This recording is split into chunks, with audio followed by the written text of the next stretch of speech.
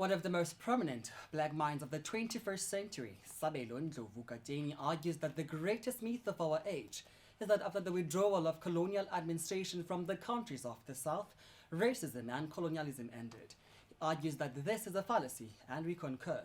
He asserts that coloniality persists and it's built into the structures of ideological control in the post-colonial world. Racism persists with adverse effect on black lives. A global system of representation places black people on threatened edges of value. Ladies and gentlemen, esteemed panelists and distinguished guests, welcome to a pivotal and thought-provoking debate on the topic that has ignited conversations and movements around the globe. Today we're asking, do young black lives matter in the contemporary world? We bring together two distinguished academic institutions, Rhodes University, Howard University, and the esteemed Doha debate to engage in a discourse that transcends borders, religions, cultures, and ideologies. Today's debate fosters a constructive dialogue to contribute new understandings of race, the system of whiteness, inequality, as well as social justice. The phrase Black Lives Matter is often used to draw attention to the specific challenges and injustices black individuals and communities face. Over the years, it has become more evident that black people are particularly marginalized in various sectors of the state. To delve deeper into the topic, our team interviewed Rhodes University community. Let's have a look at the following. Black Lives Matter basically highlights the loss of black lives and the fact that black lives should be taken into account and should be taken seriously, and the fact that they are being killed. So to me, Black Lives Matter means empowering black people and eradicating the wrongs of the past. True, I think black people have gone through so much. Black people have had almost every other race take from them.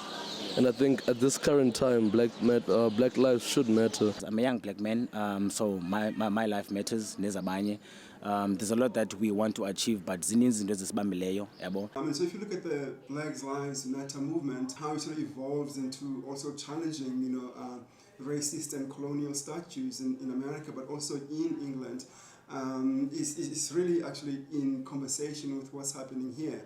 Black Lives Matter, of all ages matter. And this is not to say that other lives don't matter. Historically, white lives have always mattered the most. Have always been put on. What then can be done to achieve racial equality? And do Black Lives Matter in the post-colonial context? Rhodes University debaters have come together to discuss the topic at hand. Now let's welcome our first speaker, Mr. Myburgh, who will start us off with a discussion about the Black Lives Matter movement, as well as its goals.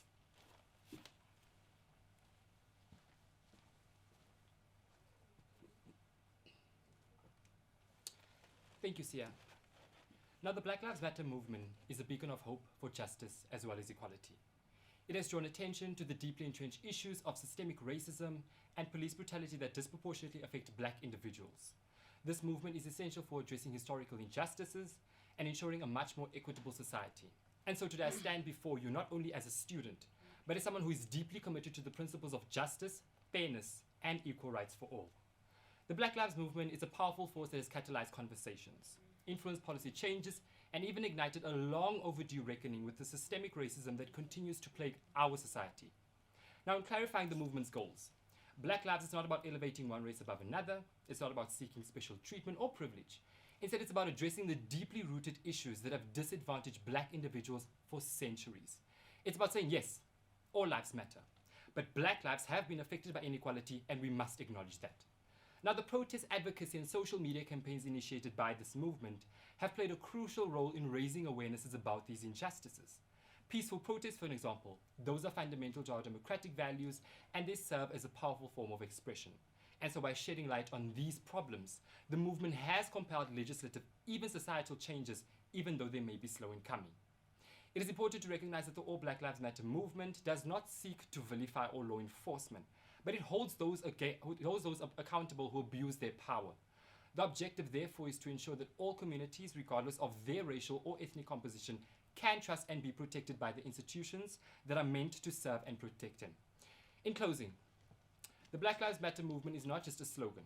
It's about a commitment to the principles of liberty, justice, even equality upon which our nation was founded. Thank you. Thank you, Mr. Myburgh, for sharing your thoughts on justice and equality. The Black Lives Matter movement also believes strongly in these values, and we are working hard to ensure that they are upheld for all people. Up next is Ms. Aphiwe Thamba, who will discuss systemic racism.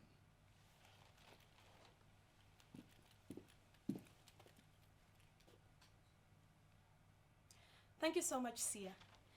In the words of Toni Morrison, I quote, "The very serious function of racism is distraction.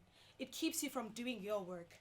Somebody says you have no language, and so you spend 20 years proving that you do. None of that is necessary." I close the quote. It is completely absurd that in this day and age, we find ourselves having to initiate a rallying cry to highlight the issue of racial inequality that even our forefathers had to fight against. After so many discerning discussions and books written about how we are all humans, having no biological differences, why does racism against Black people still exist?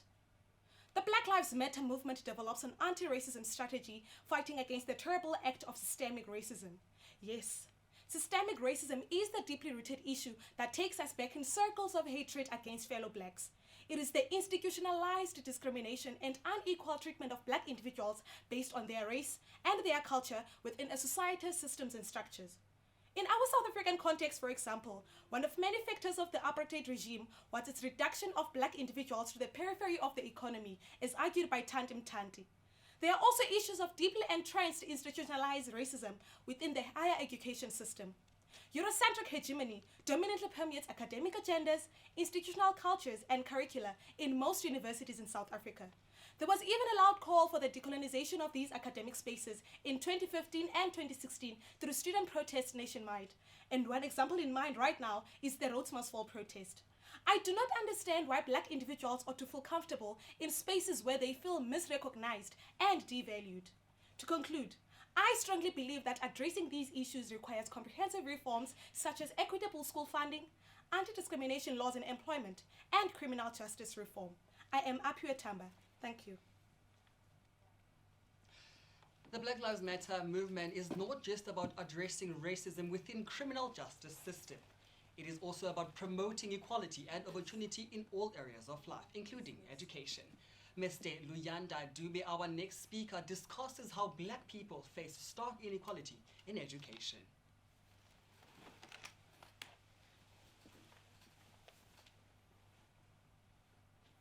In today's world, social injustices continue to persist, and one of the most pressing issues that we must confront is systemic discrimination faced by young Black lives everywhere.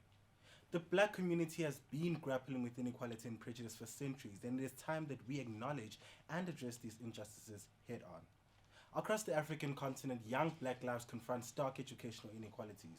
Even township schools throughout Africa often suffer from a lack of essential resources, effectively undermining the prospect of quality education for the Black youth. Take the UNESCO stats, for example. They show that the education crisis is pervasive. Over 1/5 of children between the ages of 6 and 11 are out of school. That is followed by 1/3 of the youth between the ages of 12 and 14. Also, according to the UIS data, almost 60% of the youth between the ages of 15 and 17 are not in school. Anti-apartheid activist Steve Biko once said that the most potent weapon in the hands of the oppressor is the mind of the oppressed. How can Black people be expected to combat oppression when they're systemically deprived of quality education?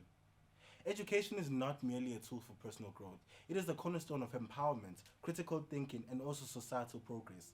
Denying education to a specific portion of the population perpetuates a cycle of disempowerment, making it exceedingly difficult for the Black youth to actively participate in the fight against oppression. I'm Luyanda Dube. Thank you so much for listening. Thank you for your insight on educational equality, Mr. Dube. The Black Lives Matter movement certainly recognizes the importance of addressing inequality in education.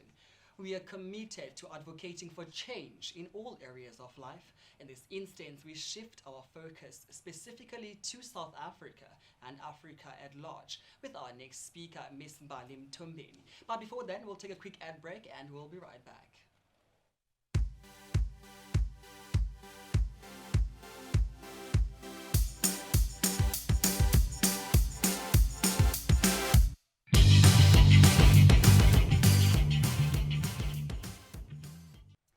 Standing in solidarity with Africans in the diaspora is a must. However, we need to evaluate our perception of the worth of African lives within our own country and the African continent at large. We live in a society where today's leadership undermines the value of Black lives. Centuries after slavery and decades after colonialism, Black people are still fighting to be seen, heard, and protected. The injustices faced by Black people is a reflection of the strength of neocolonialism to ensure that Black people remain oppressed, using neoliberalism as a facade. The socio-economic challenges faced by Black people in South Africa are not confronted with the same spirit as the killing of African Americans. An example is South Africa's governing party, the African National Congress. In response to the merciless killing of George Floyd, they acknowledged the detrimental low value of Black lives in the United States.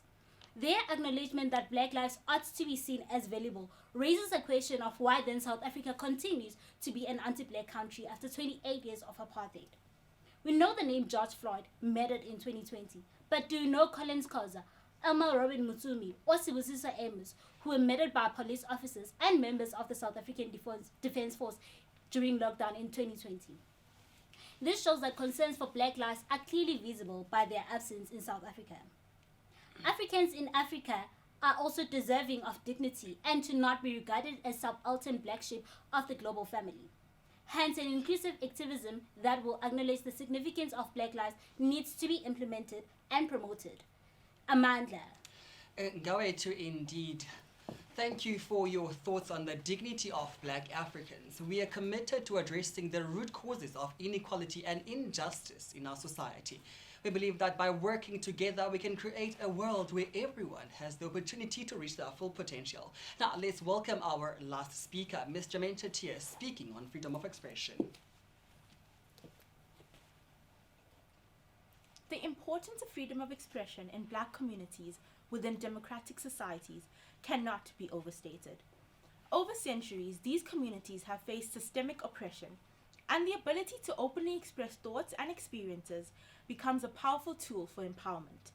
Through mediums like art, music, and social media, Black individuals can shed light on issues such as racial disparity and police violence, fostering empathy and garnering support.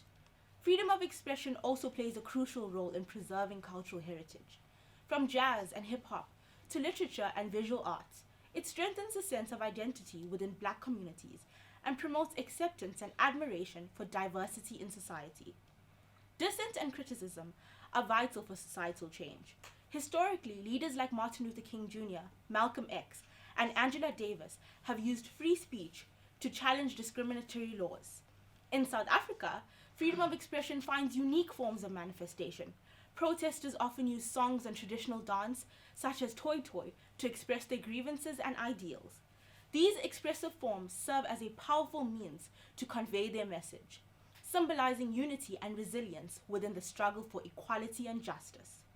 Through these cultural expressions, Black communities in South Africa and beyond continue to assert their rights and amplify their voices against oppression. In the digital age, social media platforms have provided a global stage for Black activists. They leverage these platforms to raise awareness, debunk stereotypes, and propagate positive narratives about Black communities, mobilizing collective action and countering misinformation. Freedom of expression serves as a cornerstone for social advancement, enabling communication, understanding, and unity among diverse communities. As your last speaker, I am Jemaine Chettiar, and I thank you. Thank you, Ms. Chettiar. In the words of Martin Luther King Jr., I quote, "I have a dream that one day this nation will rise up and live out the true meaning of its creed. We hold these truths to be self-evident that all men are created equal," I close quote. As we move forward, I encourage us all to support this movement, not just through words, but through action. Let's work towards a more just and equitable society where everyone, regardless of their race, enjoys the same rights and opportunities. Together, we can ensure that Black lives truly do matter. With these ideals in mind, we conclude our debate. I'd like to give a heartfelt thank you to the Rhodes University Debaters and to our dedicated TV crew for this insightful and informative discussion. From myself, Hlebani, Aluta, continue. Now over to you, Harvard University.